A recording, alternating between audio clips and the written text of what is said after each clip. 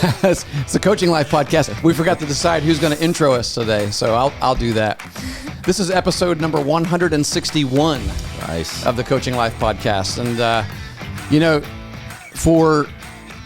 in our 161 episodes of this podcast, we have done interviews.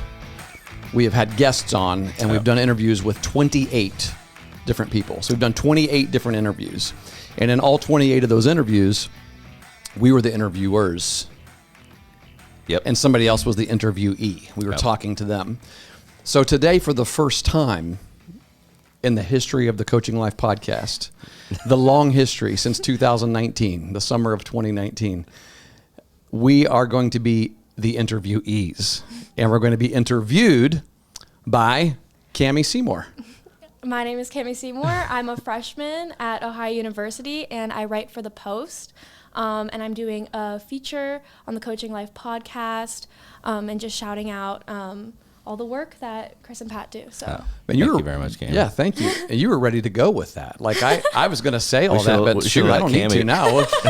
Yeah, we should let Cami open. You should have done the open for us. That's right. That's right.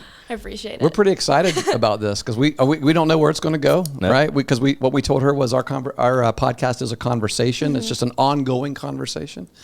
And it's about youth sports and sometimes just about life. And that's why we titled it The Coaching Life, because sort of a double meaning there, the coaching life, but also you could put the emphasis on life or coaching. You put the emphasis on coaching life as well. So and speaking of life, I'd probably be a little bit more nervous, but I'm going to be leaving the country tomorrow. So it's upon us. It's upon us. That's right. So our last few episodes, we've been talking a little bit about Pat's upcoming trip. Why don't you tell her what you're doing here? I'm going on a cruise, Cami. Ooh, first fun. Ever. My first experience. Actually, my first plane ride as well. Really? Oh, you're kidding me. Never been on a plane. You've never been on a plane? Mm-hmm. Nope. Wow. Planned to a couple times, but for whatever reason, the trip got axed. So this is it for me. I'm going to get my will taken care of this evening. Okay. So everything should be squared away, ready to roll. Where are you headed?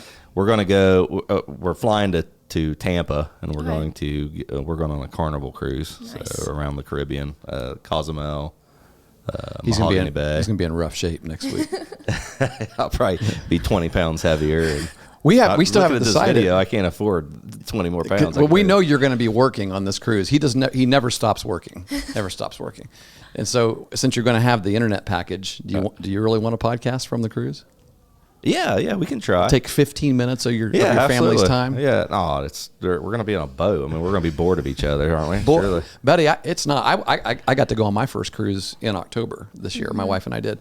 I did not take, and it was just us two. And so we got to do whatever we wanted. You're going to have your whole family and 30 other people, it sounds like. Yes. So that's a lot of people. Yeah. You're going to be wanting to escape from them anyway. So you could say, guys, I have to podcast. Chris is all over me. I got a podcast. Well, I can't. I'm not. There will have to be time for me to sit in the room and just. It's the best part of it. Sit there. I mean, there is. There's all these excursions and things that you could do. But honestly, my favorite part was sitting out on the balcony. Well, I don't have a balcony room. I'm on the interior. So when the boat begins to sink, it'll be tougher for me to You get can't out. jump. Right. Yeah. Unfortunately. Yeah. Like that scene in the Titanic. Well, we wish you well. Thank you. It's been nice. It's been nice. Well, cool. I tell you what, I mean, we could just chat forever, but we know that you have some questions, Cami, that you'd like to ask us. So we're just going to throw it to you and then let you ask whatever you'd like. Yeah, I mean, these are some boring questions just to get us started. But what are your names, preferred pronouns, where are you from, and what do you guys do for a living? Chris, and I am a man. My preferred pronoun is he.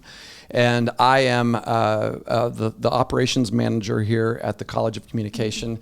And I'm not going to go into what all that entails, but I do get to interact with pretty much everybody in our college. I work for the dean's office. Mm-hmm. And in addition to working for the dean's office this past year, I've actually gotten to do a little bit of teaching for journalism as well. Awesome. Ironically enough, podcasting. So, yeah. Good Makes deal. sense, yeah. So I'm Pat Martin. I also am a man. He, him. I am an application systems analyst 3 at Ohio University. I, too, will not go into what that means, other than just say I'm a computer nerd. And Yeah, when you said boring questions, you weren't kidding right there. That talking about what we do, that's pretty boring. Yeah, so sure. Oh, I don't think so. What inspired you guys to start the Coaching Life podcast? Talking. Really, that's what it was. We became friends, I don't know, 5 or 6, 7 years before we started. I don't know when we started, really. I mean, I'm really not still, I'm not considered Chris's friend because he never refers to me as a friend, but I actually refer to him more as a friend than he refers to me. I refer to him by his name, Pat. He just calls everybody coach, and I'm just one of the many that he calls coach. It's a term of endearment. Everybody calls me Pat. Even your wife. That's true. But no, we just, obviously we have a shared passion for baseball, and that reaches from youth baseball all the way up to professional baseball, and we would talk about those things often through text, and we started to meet for lunch for a few years, talking about those same conversations that we've had, the problems, the issues with youth sports, the things that we've done wrong, primarily in our experiences with youth sports. Coach had brought his 2 kids up through. By that time, they had already finished that experience, and I was going through it. So we had that shared passion for that, and we just one day said, "Hey, maybe we should start recording these and let people join. Let's preserve this conversation." That's right. Yeah. I mean, initially we actually only had planned on doing a limited number of episodes, right? And we thought it would be 3 or 4, and then it became 5, and then it became 7. And so the first really kind of the first 7 was going to be it for us, because we had the things that we were talking about were specifically related to youth baseball, and some of the things that we thought from our own experiences and from our own observations around the culture of baseball. As you're a culture writer, so the culture of youth baseball has a couple different branches to it. You've got the recreational ball culture, which a lot of in rural Southeast Ohio, a lot of kids play recreational ball. Like here in Athens, it's the Athens Sandlot League, which is a really good organization. The Big Bend League, which is also a really good organization down where Pat lives in Meigs County. But then you also have a mix of kids, even from these areas, who go and play travel baseball, club baseball. And at the time, there wasn't as many. It's happening more, right? You think it ebbs and flows, doesn't it? Yeah. And I think people are actually now, ironically enough, only a few years later, coming back to wanting to have more local experiences. And it's probably because some of the travel opportunities have gotten watered down a little bit, maybe. Sure. But they all have issues, and like the travel organizations have issues where you spend a lot of money, right? You spend a lot of money, and my family spent a lot of money. I sat down one day and started calculating the amount of money that we paid on player fees, uniforms, but then you can't forget the travel, the food, the hotels, all that. I mean, nobody's paying for that for you. Your family's paying for that, and what we kind of having been, we're high school coaches. Been coaching baseball for a long time. One of the things that we were talking about is one of the reasons why people do this stuff, the travel stuff at least, is to try to get recruited to play in college, to move on beyond high school. And one of the things that Pat and I were talking about down at B-Dubs a couple times was you don't have to do all that. You don't have to do all that. And so we kind of wanted to get behind these microphones and tell people, hey, we have here's a plan. Here's a plan that we'd like to, just throw out there. If you're a recreational league president, or if you have a travel organization, we would just love to pitch something to you, because we weren't at the time. Oh, you are. You've kind of always, Pat's kind of always been involved in recreation ball. Well, sure. Even while you're a high school coach, you're very much. You had stepped away. Yeah, I understand what you're saying. Yeah, like I had stepped away for a little bit to watch my son play in college, and the only thing I was doing was kind of, I was writing things down and blogging and had a lot of ideas. I wanted to continue coach. Yeah. And I just couldn't do it so the only outlet I had was to write, and then we started talking, and then this became another outlet to talk. And so we talked a little bit about, we actually did outline those first 7 shows, and we actually recorded them all in the same day, I believe, or in about 3 days. Couple days, yeah. Yeah, and they were about player development and the value, putting value on, on helping organizations realize that the biggest thing that these kids need all the way up through 13, 14, 15 years old is development. And the reason why we were saying that is because you could see a lack of development in a lot of areas, particularly in, Yeah, and that hinges mainly on like the conversation of playing a lot of games and not practice, to having very minimal practices. And that was one of our episodes. And vice versa. Fact, yeah, right. Yeah. So, how do we manage that? How do we balance it? Yeah, my brother played club basketball, so I definitely know like the culture and like the time commitment and like the financial commitment that it takes to like be a part of that sort of organization. So yep, absolutely. Yeah, it's a lot. Yeah, it is. But I guess we probably didn't. I guess the last part of that is, because we're obviously still recording today, after those 7 episodes, we had, maybe 20, 30 people listening to us. Yeah. And some of them were like, you guys need to just keep going. Yeah. Just keep doing it, and so we're like, well, what are we going to talk about?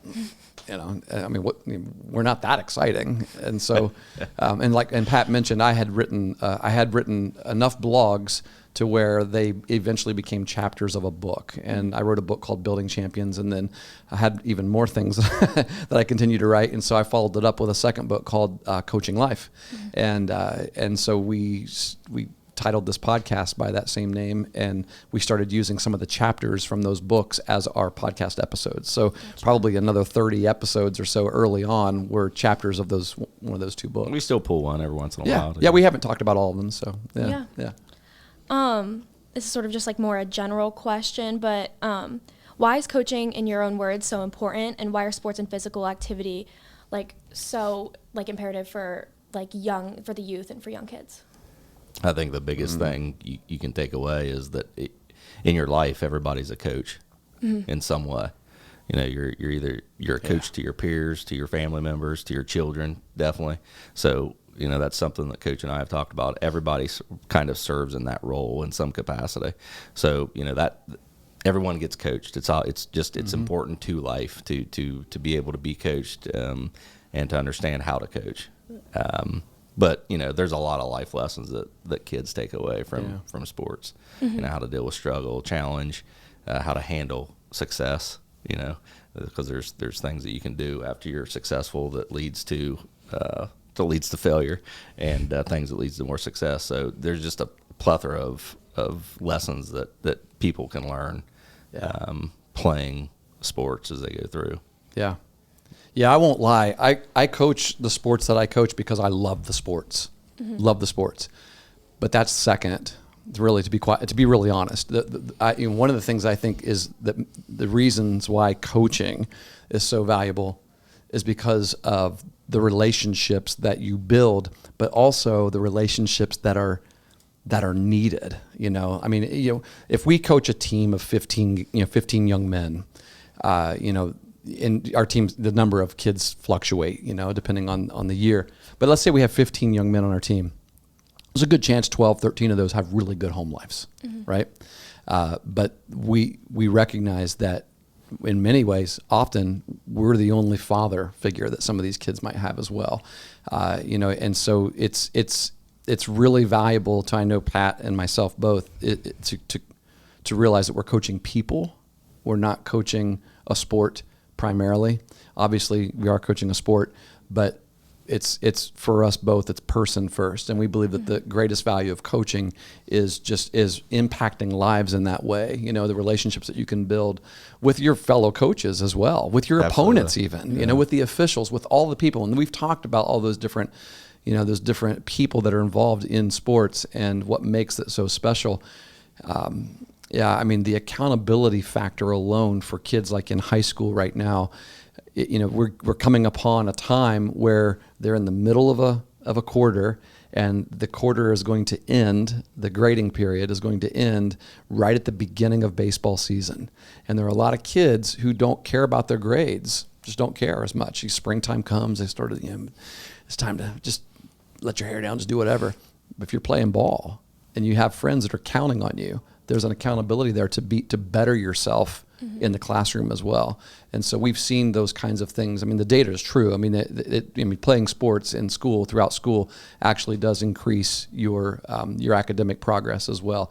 And so we will champion that and talk about it until we die. Both of us will. Yeah, one of the big things we always talk about and push our kids to understand is, or our players, is that, in order to be the best player that they want to be, they should strive to be the best person that they want to be first. So it kind of just all falls into that same spectrum of, it's important to life. Yeah. I mean, and that's why I loved that my high school had a 3-year, 3-season sports requirement, because there really is like that link between the focus and it positively impacts all aspects of like a high schooler's like day-to-day life. So I loved it. I played golf for 3 years, and then I also did lacrosse for 2 years. So you had to play one sport. Yeah, back that up. I'd like to hear that. I'd like to hear more about this. Was this a private school? Yeah. Okay. Yeah, so you had to do 3 seasons, and it had to span over 3 years. So you had to play 3 years of a sport at least, which was, I mean, a lot of people complained about it. Of course. Yeah, because it is very time consuming. Yeah, absolutely. But I think that was the best part of my high school, because like sports weren't necessarily super competitive, and everyone could like participate if they wanted to. Like we didn't really have cuts, and you could sort of like try out whatever you wanted, and it wasn't really a big deal if it didn't end up working out. And I don't know, I think just having that opportunity to just like try out those sports was just like, it was such a great opportunity in high school. Yeah. Yeah. Yeah, I like that. I do too. I don't know that I've ever heard of that before. Have you ever heard of that? No. No. What high school did you go to? I went to Columbus Academy. I know you probably told us already. And yeah, it's really I know where small Columbus school. Academy is. Yeah. I went there I've been going there since I was in pre-K, so like I was 4. But yeah, I love the way that they like handle and like handle academics, but also like, because it is a very academically rigorous school, but the way that they balance it with athletics, I think, is a great combination. Those two things. That's awesome. It is. It's an academically rigorous school, and they require their students to play 3 sports. Yeah. Over the course of 3 years. 3 seasons. Well, 3 seasons. 3 seasons. It can just be one sport. Yeah. But it's 3 just over seasons of 3 something. seasons. Yeah. Over 3 years. Yeah. There's something to be really said cool. about that. I've They've heard seen something in the value of what sports Absolutely. bring. It's the various thing that we talked about. And implemented it. That's the second thing. Yeah, buddy. Really, hats off to them for saying we need to do this. Because I guarantee you, people have chosen not to go there because of that requirement. I guarantee you. That's yeah. probably true I mean, too. we do have like a summer PE, because we don't have a PE option if you don't want to, like a physical education requirement. If you don't want to play a sport, like we don't have that in just like the standard day-to-day schedule, but there is like a summer PE option.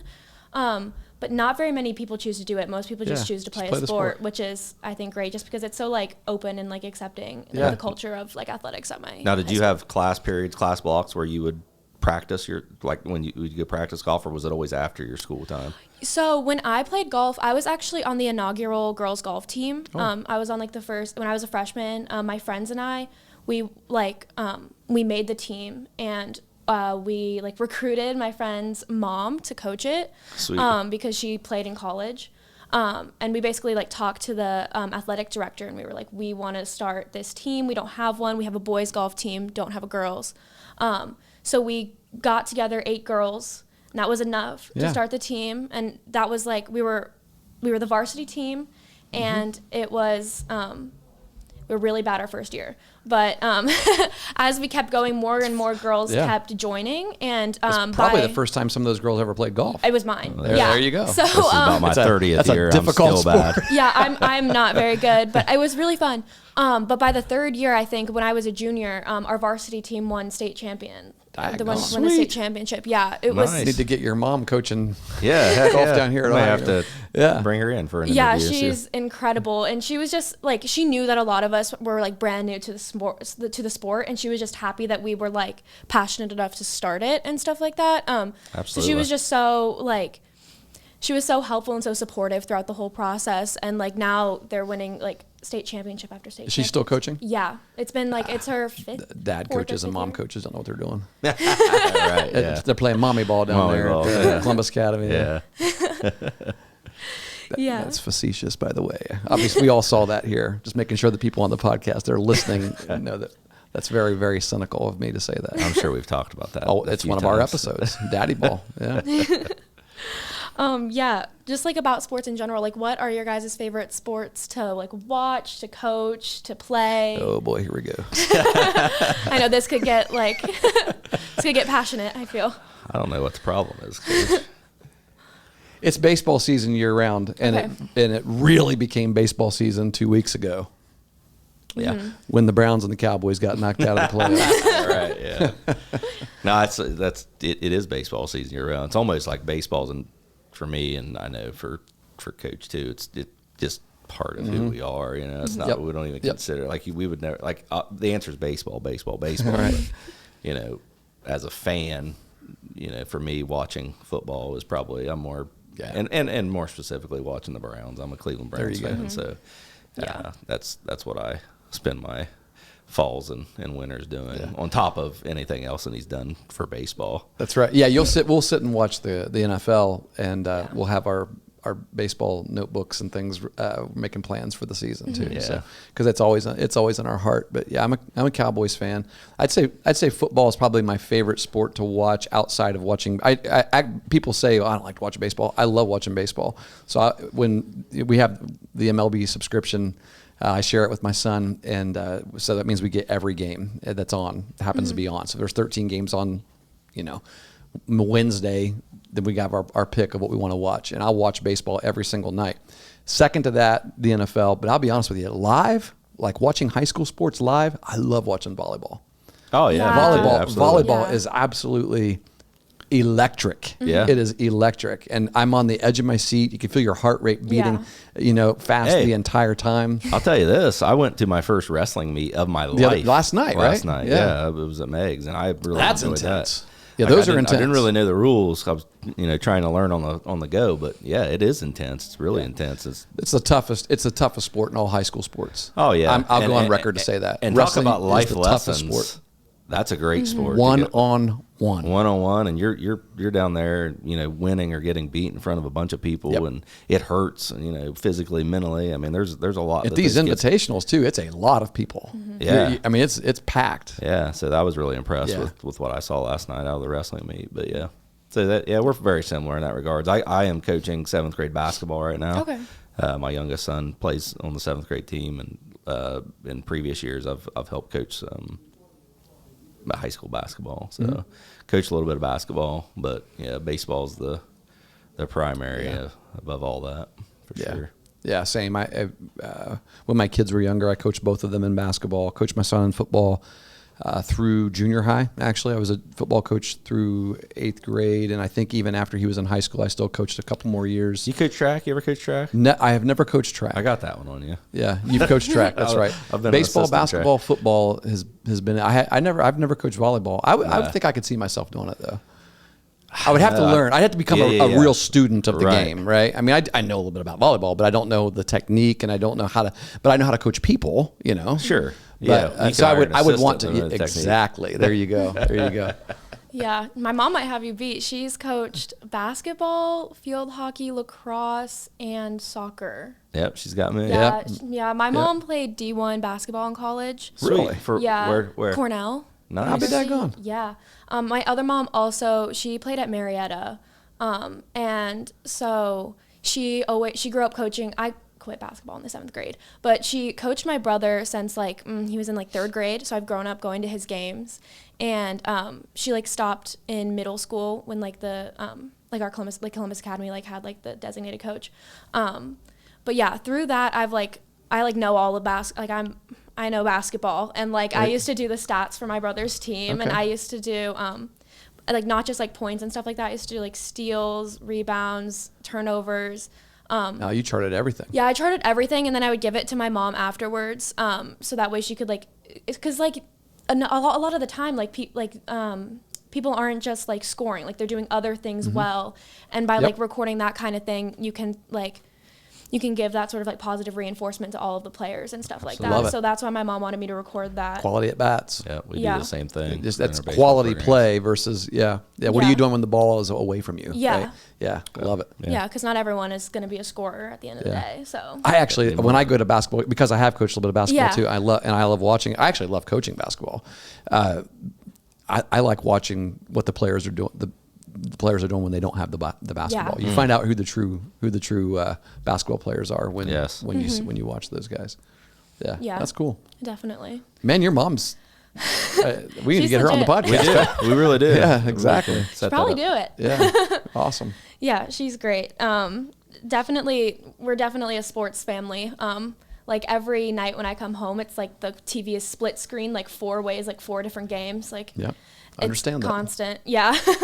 Grew up with it. So cool. How does the podcast fit in your day-to-day life? Is it hard to balance a recording schedule with your daily tasks, day jobs, and family life? I'll let Pat answer that. It's not for Coach Stewart. He figures out how to get it all. Well, I work here too, so I've got a little bit of an advantage. Well, I work here too. I'm just not on site. I work where we're recording. Like, this is my baby right here. But you do all the editing and everything else. He always figures out a way to make things fit in. Normally, when we shift our schedule, it's because of me, because I either have a meeting come up or I have to do something, at home or something like that. But going on another cruise. Right. So, but it's we schedule it and plan to do it and hope to do it, and we've been able to do it. When baseball season comes around, we'll probably do it less. And there's certain periods in our lives when we're doing certain things that we don't get an episode out at a week at a time.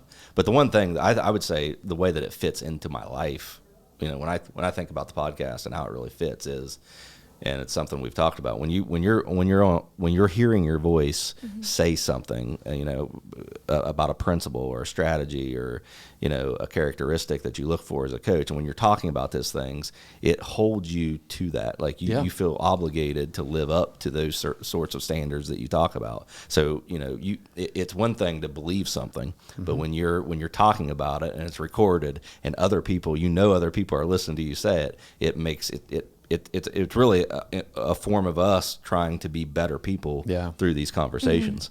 So that's what I would say to that. Yeah. I mean, really, our goal has always been to try to put one episode a week out. And the reason for that is because if you do want to have a podcast and you feel like that you are talking about something that could be useful to people, and we know we're not useful to everyone, but for the culture, for the target audience, I guess you could say, that we feel like there are some things that we've talked about, some things, some books that we've read, some people that we've had on the interview that could really be helpful to other coaches, other parents out there, and players as well. We've talked about recruiting and different things. And so we want to make sure that we have a large reach. I mean, it is our goal to have a large reach. Everything we do, we've not paid it. I mean, we don't really promote it like we probably could. In terms of wanting to really build the podcast to be huge. It's just pretty much grown by word of mouth and the posts that we put out on social media, and then people grab a hold of it. They happen to listen to it. Probably the same way I grab a hold of a podcast. I'll see something that interests me. I'll listen to an episode or two, and then if I like it, I'll subscribe to it. And so, we probably are not very good at reminding people to do things like that. But we do know that the more content that you have, I mean, we're not putting out 3 episodes a week like Joe Rogan, right? But 4 hours. We're also not getting paid millions of dollars to podcast, not right? Yet. Spotify has not Cami. bought us yet. Yes. And we're not charging a minimum of $1 million for one ad on your show like Joe Rogan does as well. $1 million Crazy. to have one ad on his show. It's incredible. But anyway, but once a week, That's pretty good content. Like that's pretty good consistency. And like Pat said, when we get into baseball season or other seasons of life that get busy for us, people know, we're not going to get one out this week, but we have 160 episodes. And so if you have already listened to 160 of those, awesome. We love those people, right? But there's a good chance that most people haven't listened to all of them. So if we miss recording one week and someone wants to listen to us, find something that you haven't listened to yet and go back. I mean, that's exactly what I do. Yeah, that's right? what I do too. If I'm listening like Criminal Podcast with Phoebe Judge, and I haven't listened to all those episodes, but I love it. I love that podcast. I've listened to a lot of them, and if I miss one week, or if they don't record one week, I'll listen to an episode that I haven't heard yet. I do have some podcasts that I've caught up on completely. So I feel like so you feel the pain if people are like, you guys haven't put one out this week. Yeah. So like I feel guilty a little bit because man, there's not a podcast here to listen to. So I have to go back and listen to one I've already heard. So yeah. So we do have a handful of people that will say that to it. Like we'll get a message and that you guys, when you're putting out the next episode. Yeah. Every once in a while someone will say. Yeah. So we've got some very loyal listeners out there. So that's impressive. Yeah, that was actually my next question was like what other, you mentioned this earlier, but what other forms of social media do you use to promote your podcast? And how do you utilize those? Most recently, TikTok. Yeah, it's the big one. I said we're not going to do TikTok. Like, well, I'm not a 14-year-old. When the video came about, it was just perfect. Yes. When we started doing video, we started recording our podcasts. There's actually a feature. I probably shouldn't say this. I should let people should think that I'm doing all this behind the scenes. But I tell you what, artificial intelligence is fascinating. There's an AI generated. They call it magic clips, where it will actually scan our entire episode. Like last week's episode was over an hour long. And which that's also a goal. We don't really want to be an hour long, but if we are, no big deal. But it will scan the entire hour, and it will find 5 to 10 clips of about a 1 minute long clip. Some are shorter, some are longer, and somehow it really, it will start at the beginning of a thought or a piece of our conversation and end perfectly.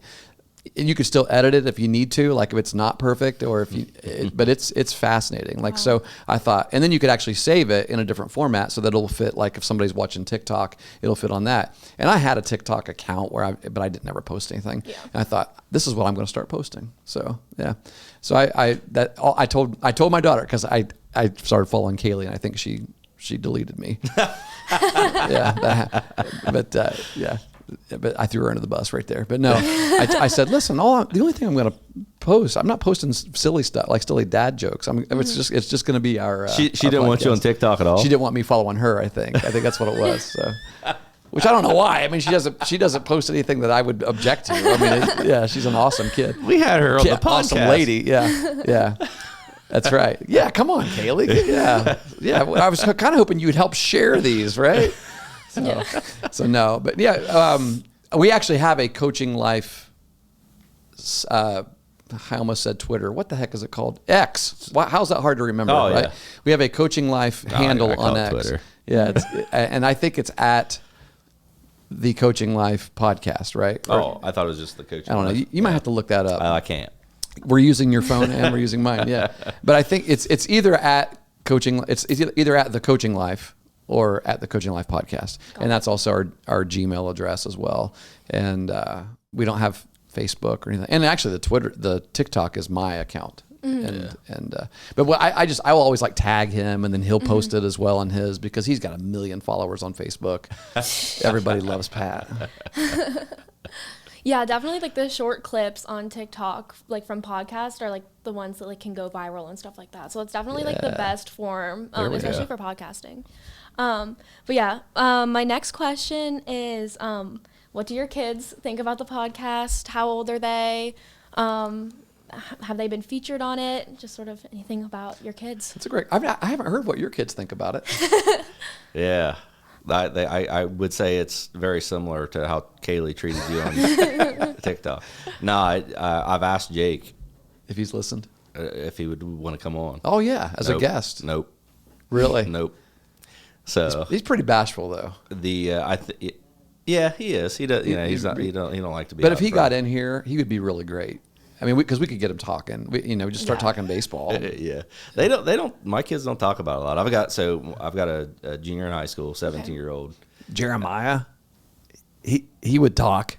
Surely he would talk. He probably would, but he's never mentioned. We'd have to use this a lot. Oh my gosh, yeah, probably. He's grown up a little bit, but he's a 7th grader, 13-year-old. Okay.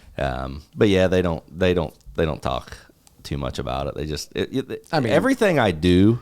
We don't know anything. It's weird. Yes. And, I don't know. It's just that if it was if it was somebody else's dad doing it, if it was your kids probably would know all about it. Oh yeah. Listen, if it was Coach Roush, the softball coach at Meg's, there you go. Jake would love it, and he would actually be the co-host. Yes. There you go. Yeah, he would be there. It's just because dad, right? Yeah. So they don't talk much about it. Jake's a junior in high school. Jake's a junior. Yeah. Mm-hmm. So he's coaching his son right That's now. Cool. And, yeah. Both sons. You're currently coaching your younger son in basketball, and then Jake, and you'll coach Jeremiah eventually in baseball. Yeah, this might be the last year that I coach either of them in anything but baseball.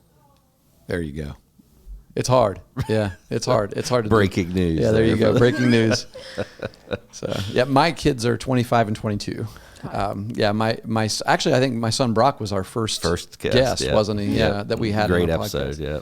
And at the time, he was a college student playing baseball at Alderson Broaddus University, and he eventually, after he graduated, he was invited to interview for a full-time assistant coach position for the team that he played for, and he got that and was coaching college ball. He was the recruiting coordinator there, and then Alderson Broaddus University was one of the universities that went under. They closed their doors this past August. We had a whole episode about it a while back. It was just a shock because it's a very historic university. I mean, it's in Philippi, West Virginia. It really stinks. Still stinks. It is. It's sad. I mean, they were just bleeding debt, and the people that worked for this university had no idea. I mean, they got blindsided the week of when the doors were shut. Hep C pulled their accreditation, and so he immediately had to find a place for 30-some guys to go to school, hopefully play baseball. And by the way, he was unemployed, and so he had to find a job. I tell you what, God was good. He found a job here locally, and that he and his wife Allie and my granddaughter Palmer moved back here. They had just had a baby as well. Yeah. And she was a handful of months old, at the time, and actually about to turn 1 in 2 weeks. 1 year old. So it's unbelievable. Yeah, I'll show you pictures after. Yeah. But yeah. So I mean, right now he is the career coach at Eastern High School, where I coach baseball, and he's also the athletic director. So in a sense, he's your boss. A little bit my boss. Yeah. Oh my gosh, that's crazy. Working for him. So yeah. And soon he's going to be an assistant coach at Meg's. Okay. Oh, you didn't know that? Yeah, I guess there's been some conversations that I haven't known about. So that's him. But my daughter just graduated from Ohio University last spring, and she started out. She made her way into 2 different universities. Not as many as my wife. My wife has more universities under her belt than anybody in our house. But Kaylee was recruited to play softball to Waynesburg University in Pennsylvania. She was a high school athlete, actually. Phenomenal high school athlete, if I say so myself. And her picture's on the wall up there as athlete of the year for her class. Wow. She was a 3-sport athlete, played volleyball, basketball, and softball. Could play baseball, but she played softball. And she went to Waynesburg to study marine biology, believe it or not. Waynesburg, Pennsylvania, to study marine biology. They had a partnership with Coastal Carolina. So she was going to go 3 years there and 1 year at Coastal and play softball basically for 3 years and at Waynesburg. And her freshman year was the year that COVID hit. And so she got to play 1 week of college softball, finished that year at home. And then while she was at home, decided that she had been fulfilled in high school. And I could see that. I mean, she accomplished about as much as anybody could accomplish in high school sports. And it's a different world. If you got to really want to play college ball, I mean, you just do. And we've talked about that a lot. And she realized that she didn't want to. and decided to switch majors as well. I mean, it was a lot going into it, right?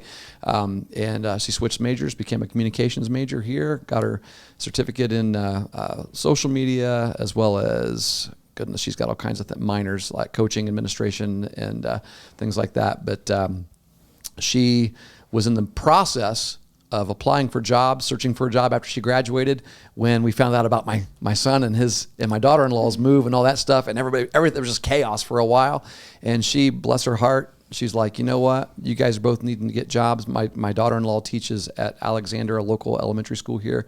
They were both going to be gone during the day, and she said, you've got a brand new baby.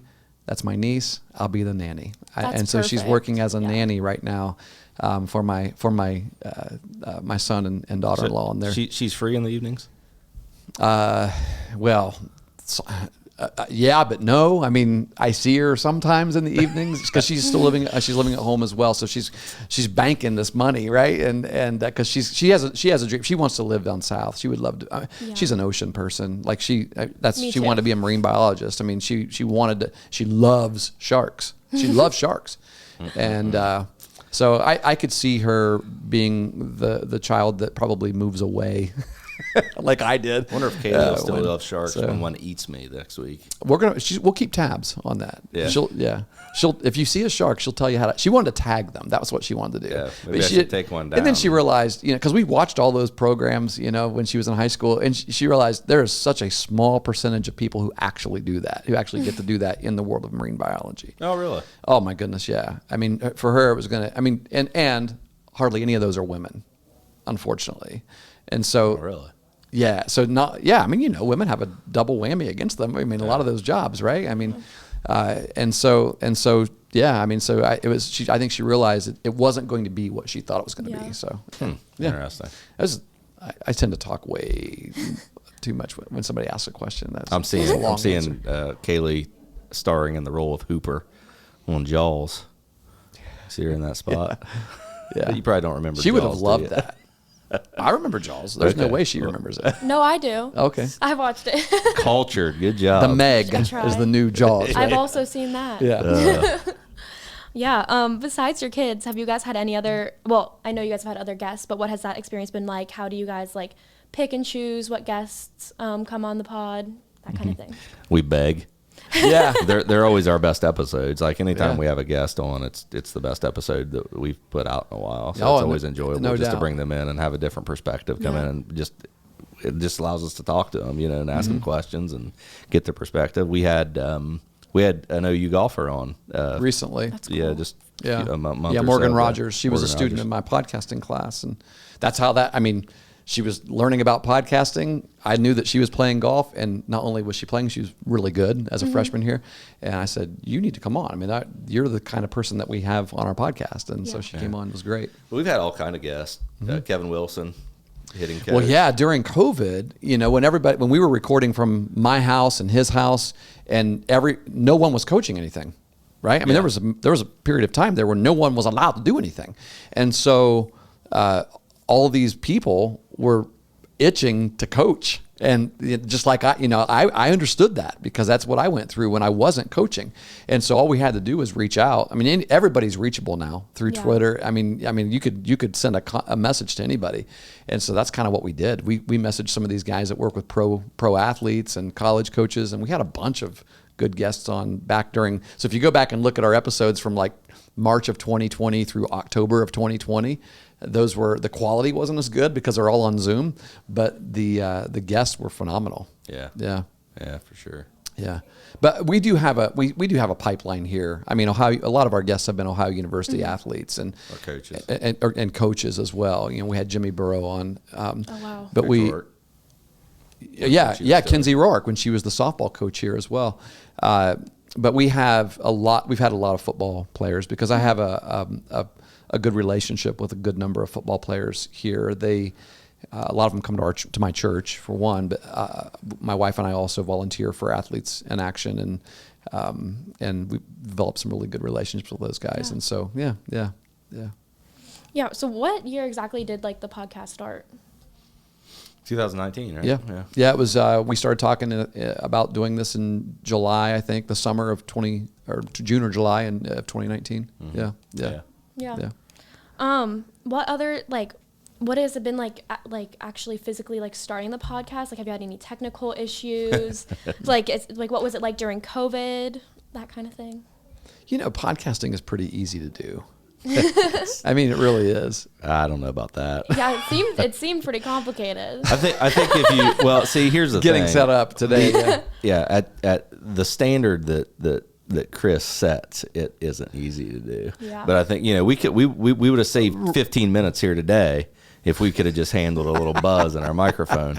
But he Which may have actually only been in our headphones, but we didn't know that. To be fair, it was starting to get to me. But at first, me and Cami were like, well, yeah, we could there was hear a buzz it. there, yeah. And Chris was kind of freaking out about it. But that's who he is. He likes to Things make got to things sound good. Yeah. But you can't. There's technology out there that makes podcasting pretty easy. And when we were remote, we leveraged that, and we're learning how to do it, and helping other people do it. But like Zoom was a bit. What's the app that we used when you were on vacation somewhere and you called in on that cell phone app? I can't remember what that was, but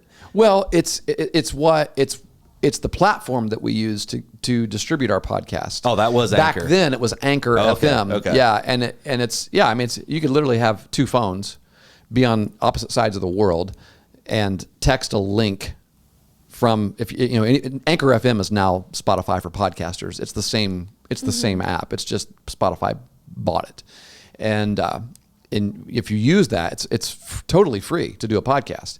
And if you want to start a show, you just click the little red microphone button on the app when you open up the app, and if you'd like to invite a guest or invite a co-host, just click the invite button, right. and then that will bring up your text message screen. Who do you want to text? Who do you want to send this link to? So you get a text, and on your end, you click on it, and then you have to have the app as well, Right. and it opens up in the app. So now he's talking into his microphone on his phone. I'm talking into my microphone on my phone. We could have 12 other people doing it as well. And the microphones are all picking up the audio, so it doesn't sound like a phone call. It's actually using a quality microphone. If you had a quality microphone connected to it, which is what I had, a Zoom mic connected to my phone in Myrtle Beach. But it's all being captured in the cloud, and then it's being saved in the cloud. And then I get that file, download it, and it sounds like we're all in the same room. Yeah. And it's I mean, so when I say it's easy, I mean, it's free, it's easy, anybody can do it. And if you want to know more about it, you need to sign up for my class. Yeah. There you go. And I definitely think it's like podcasting has become more accessible, especially after COVID. And like, I think that also like there was a big rise in podcasting just because it was like sort of an outlet to sort of like talk and like when a lot of people had a lot of time to do yeah. that. Yeah. And I think that it became like with Zoom and stuff, it just became a lot easier to do even from like a distance and stuff like that. So, for sure. Yeah.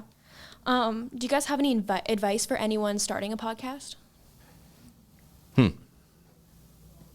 Go for it, Coach. Well, I mean, I would say the same thing to them that I have to tell myself all the time. There's this thing called imposter syndrome, right? Where you feel like I can't do this. I'm not qualified to do this, right? Yeah.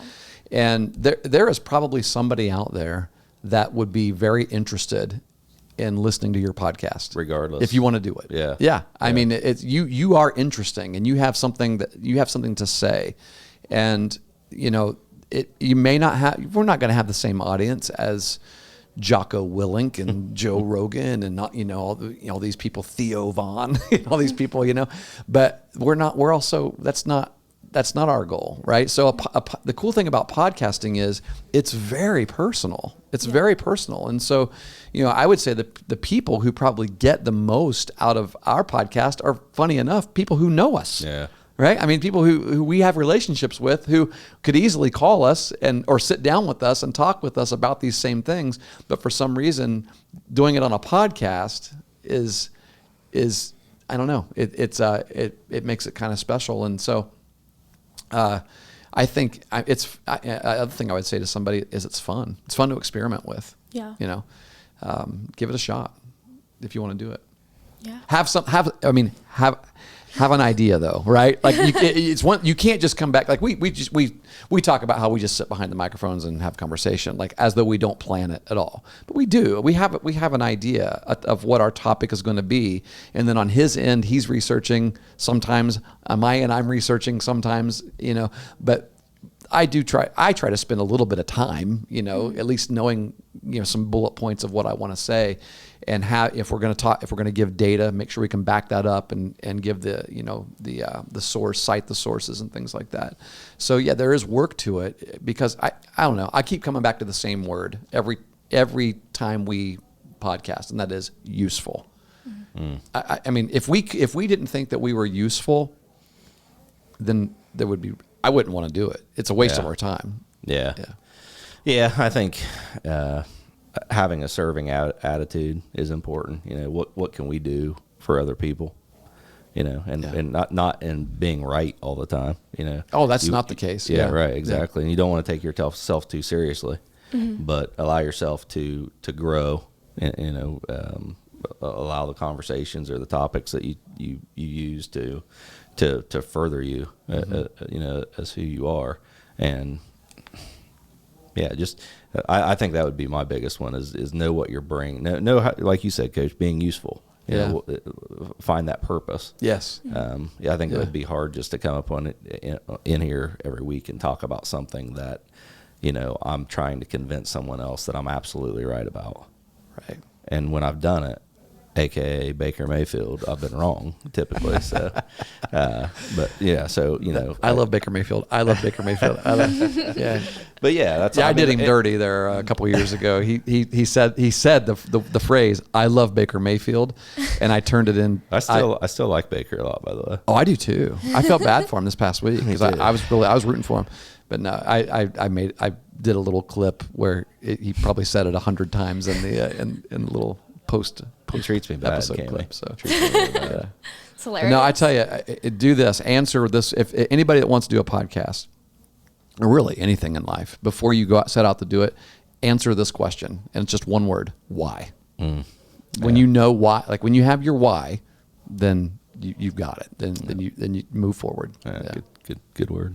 Yeah, I love that. My last question is, what do you ultimately hope audiences gain from listening to your podcast? There's a lot, but I think for me one of the biggest things that one of the biggest things that's the podcast has helped me with over the past 3 or 4 years, and I've went from coaching let's see, a 13-year-old and a 9-year-old in different sports to now. From the time we started. Yeah, and more importantly, that being a parent to a 13-year-old and 9-year-old athlete to now being a parent and a coach to a 17-year-old and 13-year-old is how to deal, with the challenges and the failures that they experience and what that means to them as people and how you measure that against yourself as who you are as a person. There's a lot of people out there that struggle with emotions when it comes to their kids in sports, whether they, how good they are or, how well they do. And I was one of them. And, we've said this a lot talking on the podcast is, we want other people. We talk about our mistakes a lot, the things that we've done wrong as coaches and as parents. And we want other people to hear those so that they can maybe not make those same mistakes. So, for me, being a resource, just Coach mentioned earlier, we talk about books and podcasts that we listen to and, availability out on the internet and things like that, we just want people to have information that we have and to share that information. But, specifically for me, it's about that parent-child relationship and how that can be used with sports to grow and to further that kid and to help that child develop as a person, and how it can hurt them in a lot of ways too. Yeah. We, as Pat said, we talk a lot about our failures. And one of the things that we know as coaches, especially coaches of the sport of baseball is you've got to learn how to learn from failure, because there's a lot of it in life. And the whole reason I even have a book or two books is because of I started writing about things that I failed in, failed my kids in, failed my family in, failed my teams in, and the way I coached, some of the things I focused on that I would not focus on today, and things like that. And so I kind of feel like if we can get those things out there and say, this is what we did wrong, we don't want you to do the same things wrong.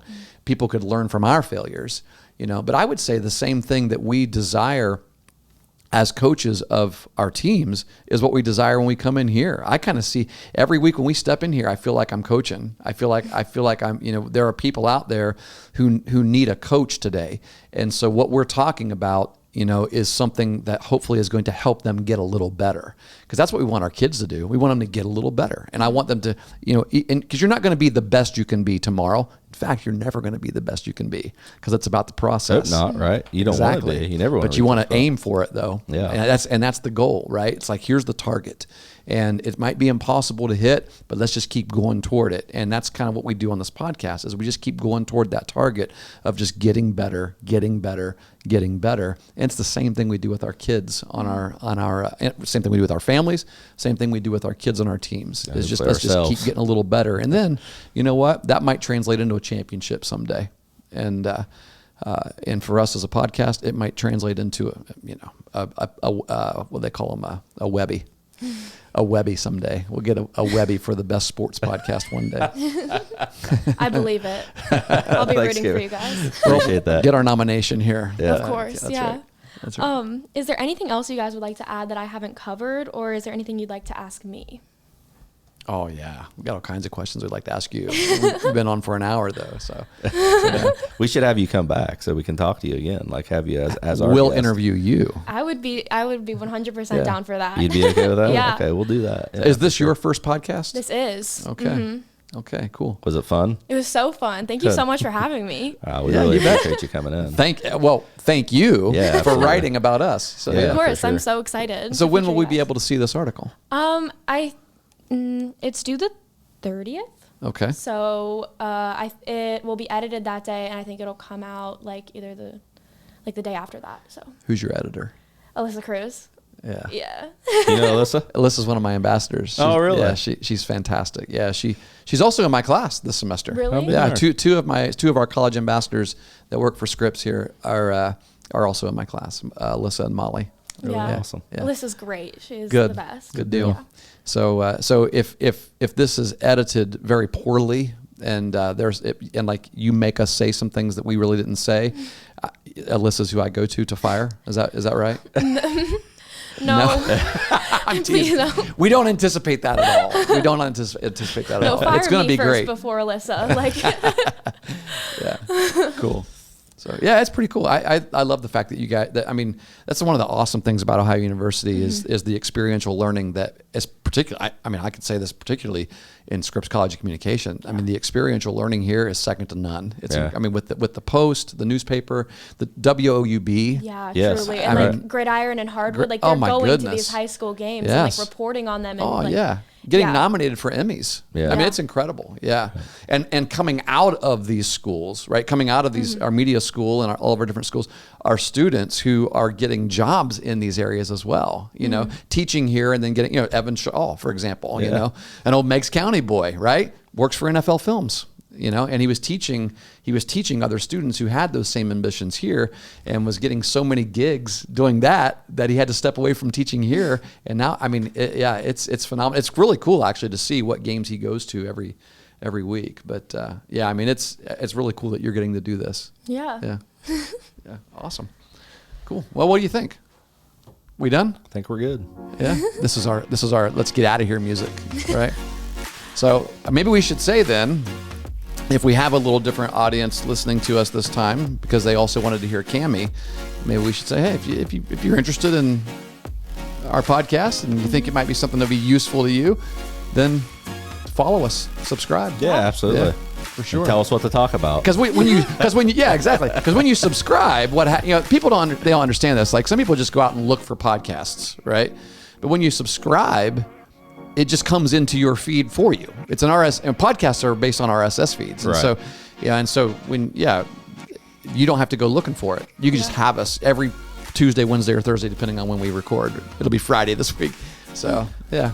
Yeah, those people are like, was Cami going to be on every Tuesday, Wednesday? There you go. There you go. So, but you'll be able to hear this tomorrow morning. Yeah, I'm so excited. Thank you guys so Good much. deal. Yeah, Yep. nice meeting you, Cami. Nice Thanks to for meet you coming in. guys. Hope to have you back. Absolutely. Of course.